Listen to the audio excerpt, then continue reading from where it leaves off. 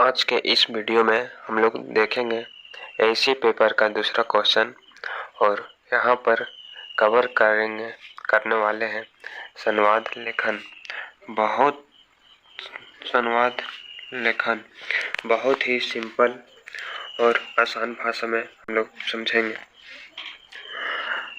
और ये जो क्वेश्चन है वो लॉन्ग क्वेश्चन के लिए भी इम्पोर्टेंट है, ठीक है, लेकिन चांस ज़्यादा है, 60 से 70% चांस है यह क्वेश्चन शॉर्ट में पूछा जाएगा। यानी कि 5 नंबर का होने वाला है क्वेश्चन, 5 नंबर का होने वाला है क्वेश्चन में पूछा जाएगा।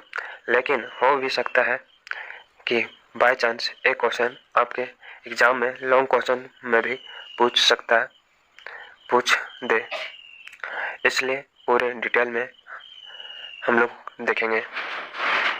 तो चलिए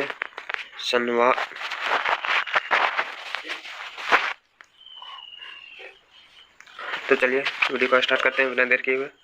तो देखिए संवाद क्या है। संवाद लेखन का मतलब क्या होता है ये हम लोग देखेंगे। तो देखिए ध्यान से समझिएगा, संवाद लेखन का मतलब होता है बात करना। अपनी भाषा में, अपनी लैंग्वेज में बोले तो संवाद का मतलब होता है डायलॉग। तो डायलॉग को संवाद बोला जाता है अपने भाषा में। तो आप लोग संवाद का मतलब उम्मीद करते हैं समझ गए होंगे। संवाद का मतलब डायलॉग होता है अपनी भाषा में बोले तो। चलिए आगे देखते हैं हम लोग इसका अर्थ। संवाद का अर्थ क्या है? दो या दो से अधिक व्यक्ति के बीच हुए वार्तालाप या संवाद कहते हैं। दो या दो से अधिक व्यक्ति के बीच वार्तालाप को संवाद कहते हैं। यहाँ को मिस प्रिंट कर दीजिए। दो या दो से अधिक व्यक्ति के बीच हुए वार्तालाप को संवाद कहते हैं।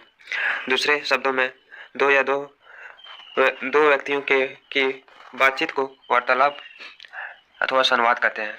ये तो आप लोग समझ गए होंगे। दो या दो से अधिक व्यक्ति के बीच किसी भी बातचीत को संवाद कहते हैं या फिर वार्तालाप कहते हैं।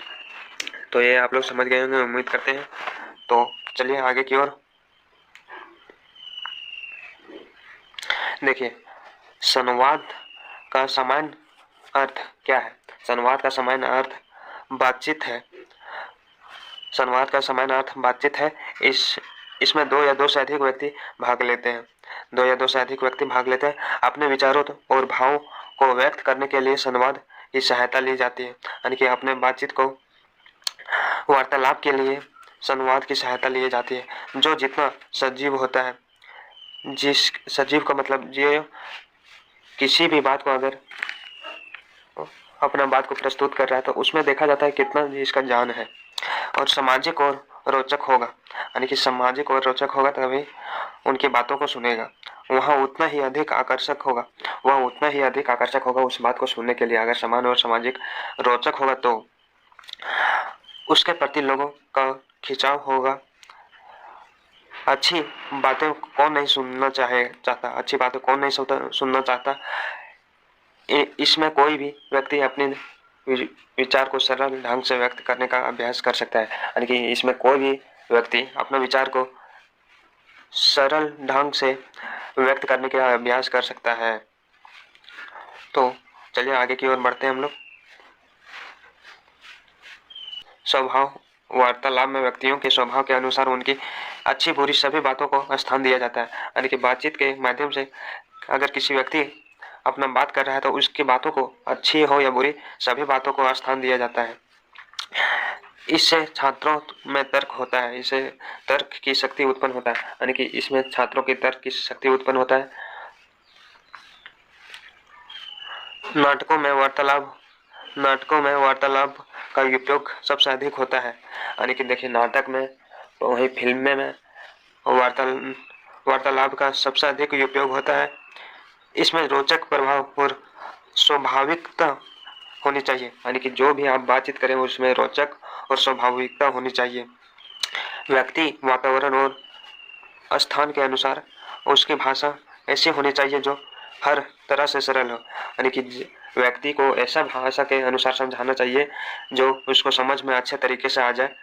अब ये नहीं, अगर कोई व्यक्ति हिंदी में बात करता है तो वहाँ इंग्लिश में आप उसको समझा रहे हैं तो वो कैसे समझेगा। इसलिए माहौल के अनुसार समझाना है और बोलना है, कहाँ क्या बोले। इतना ही नहीं, वार्तालाप संक्षेपित और मुहावरेदार भी होनी चाहिए, यानी मुहावरेदार। देखिए मुहावरेदार अगर होगा तो और भी इंटरेस्टेड बात होगी उसमें। तो चलिए आगे की ओर बढ़ते हैं। देखिए संवाद के वाक्यों में स्वाभाविकता होनी चाहिए, यानी कि संवाद के वाक्यों में स्वाभाविकता होनी चाहिए। डायलॉग अगर कोई भी देखते हैं तो उसमें स्वाभाविकता होनी चाहिए, बनावटीपन नहीं, यानी कि कोई भी बनावटीपन नहीं चलेगा। लंबे लंबे कठिन और उलझे हुए संवाद प्राप्त बनावटी हुआ करते हैं, यानी कि जो लंबा सा और कठिन उलझे हुए संवाद प्राप्त बनावटी हुआ करते हैं। अच्छा संवाद लेखन ही नाटक, रेडियो, एकांकिक तथा कहानी लिखते हैं और कुशलता हासिल करते हैं, यानी कि जो अच्छे संवाद, अच्छे डायलॉगदार होते हैं वही लोग नाटक लिखते हैं और रेडियो, कहानी वगैरह लिखते हैं और कुशलता हासिल करता है उन लोग। तो ठीक है, आगे चलते हैं हम लोग। तब तक जितने भी नए स्टूडेंट हमारे चैनल पर पहली बार आए वो चैनल को सब्सक्राइब कर लें और बेल आइकन को जरूर दबाएं। भाषा बोलने वाले के अनुसार थोड़ी थोड़ी भिन्न होनी चाहिए, यानी कि कोई आप लोग किसी के सामने कोई भी अगर बात करते हैं तो उसमें भाषा को चेंज लाइए, उनके भाषा में टोटल बातें नहीं बोलना है। उदाहरण के रूप में अध्यापक की भाषा छात्र के अपेक्षा ज़्यादा संतुलित होगी, यानी कि देखिए जो टीचर होते हैं, टीचर और स्टूडेंट के बीच में जो बात होती है वो बहुत ही अलग होती है। स्टूडेंट लोग कुछ भी बोल सकता है, वहीं टीचर कुछ भी बातें बोलने से पहले समझता है और उसको क्या बोलना चाहिए, और छात्र को, स्टूडेंट को ऐसा बोलना जो उनके समझ में आ जाए और लिख ले। एक पुलिस अधिकारी की भाषा में काफ़ी अंतर होगा, यानी कि एक पुलिस की भाषा में काफ़ी अंतर होगा सामान्य लोगों के भाषा से। इसी तरह दो मित्रों या महिलाओं के भाषा में कुछ भिन्न होगी, यानी कि दो अगर मित्र बात कर रहे हैं तो उनकी भाषा में भिन्न होगी। देखिए अब स्टूडेंट में स्कूल अगर ये जाते हैं तो स्कूल में बातचीत करते हैं वो लोग प्रोफेशनल तरीके से वहाँ पे, और वहीं आप बाहर स्कूल के बाहर में अगर मिलते हैं मित्र तो कुछ भी उन लोग बात कर सकते हैं। वैसे ही दो महिलाओं के बीच में भी होता है।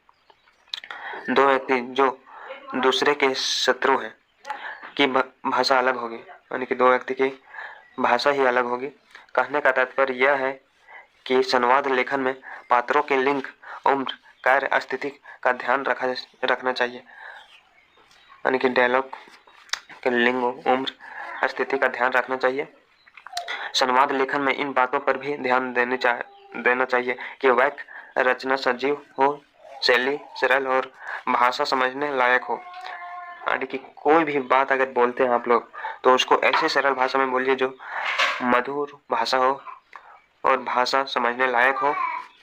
उसमें कठिन शब्दों का प्रयोग कम से कम करें, यानी कि उसमें कठिन से कठिन शब्दों का कम से कम प्रयोग करें।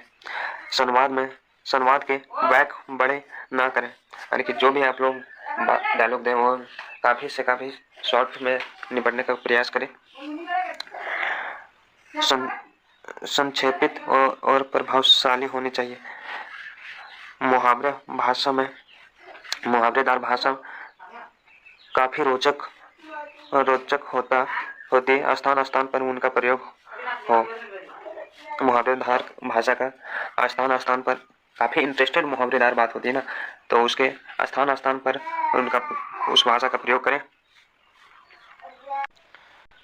देखिए अच्छे संवाद के लिए निम्नलिखित बातों का ध्यान क्या क्या रखना चाहिए। अच्छे संवाद के लिए किन किन बातों का ध्यान रखना चाहिए वो हम लोग देखते हैं। संवाद छोटे, सहज तथा स्वाभाविक हो। वहीं दूसरा में देखते हैं संवादों का रोचकता और सरलता होनी चाहिए। तीसरा देखते हैं हम लोग इनकी बातों सरल होनी चाहिए, स्वाभाविक और बोलचाल के निकटतम, उसमें कठिन शब्दों का प्रयोग ना करें।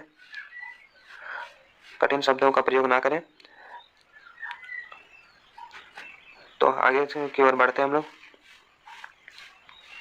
आगे देख लेते हैं अच्छे संवाद लेखन के लिए विशेषता क्या होता है, क्या महत्वपूर्ण है अच्छे संवाद लेखन के लिए। पहले देख लेते हैं संवाद के संवाद में प्रभाव कम और तर्क समस्त विचारों होनी चाहिए। दूसरा देखते हैं हम लोग संवाद देश काल व्यक्ति और विशेष के अनुसार लिखा होना चाहिए। तीसरा देखते हैं हम लोग संवाद भाषा में लिखा होना चाहिए, संवाद जो होगा वो सरल भाषा में लिखा होना चाहिए। तो आगे देखते हैं हम लोग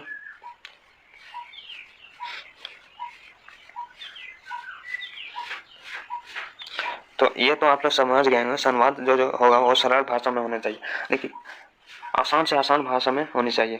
तो ऊपर दी गई विशेषताओं को ध्यान में रखकर छात्रों को संवाद लिखने का अभ्यास करना चाहिए। देखिए ऊपर दिए गए विशेषताओं को ध्यान में रख के छात्रों को संवाद लिखने का अभ्यास करना चाहिए। इसमें उनके जीवन को समझने और सृजनात्मक शक्ति को जागृत करने का अवसर मिलता है, यानी इसमें उसको शक्ति को जागृत करने का अवसर मिलता है। उनमें बोलचाल की भाषा लिखने की प्रवृत्ति जागृत होता है, यानी कि उसमें बोलने का, छात्रों में बोलने का, लिखने का। मिलते हैं नेक्स्ट वीडियो में, तब तक जय हिंद जय भारत।